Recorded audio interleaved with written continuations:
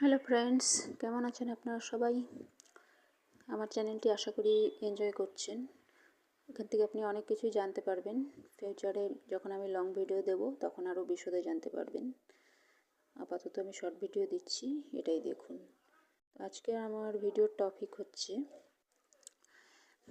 আপনি কি কারোর সাথে ভালো ব্যবহার করার পরেও রিটার্নে ভালো পান না? তার থেকে খারাপ ব্যবহার বা গালিগালাজ এগুলো পান?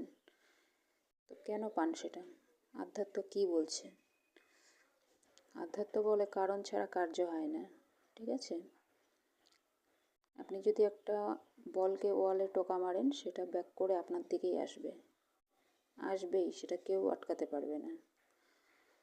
তো এমন কেন হয় যে আপনি তো ভালোই ব্যবহার করছেন, আপনি তো খারাপ বল ওয়ালে ফেলছেন না, ভালোটাই আপনার দিকে আসার কথা, ভালো ব্যবহার করছেন, তারপরেও আপনি রিটার্নে গালি কেন খাচ্ছেন কারো কাছ থেকে? তার জন্য আপনিই দায়ী। কেন বলুন তো?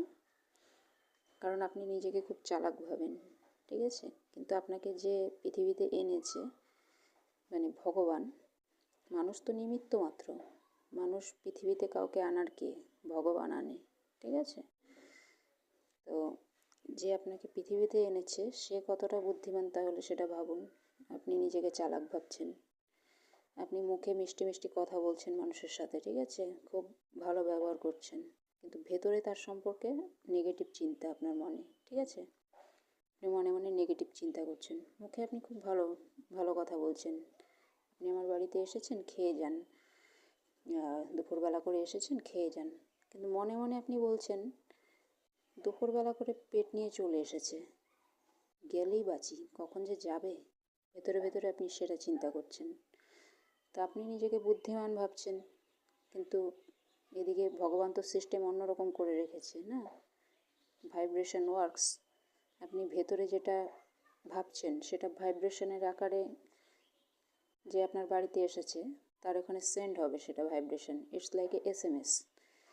আপনি যদি SMS যদি কাউকে করেন, মনে করুন আপনাকে কেউ SMS করলো, ধরুন আমি SMS করলাম, আমি দিল্লিতে বসে আছি, দিল্লির থেকে SMS করব আপনাকে, যাবে না?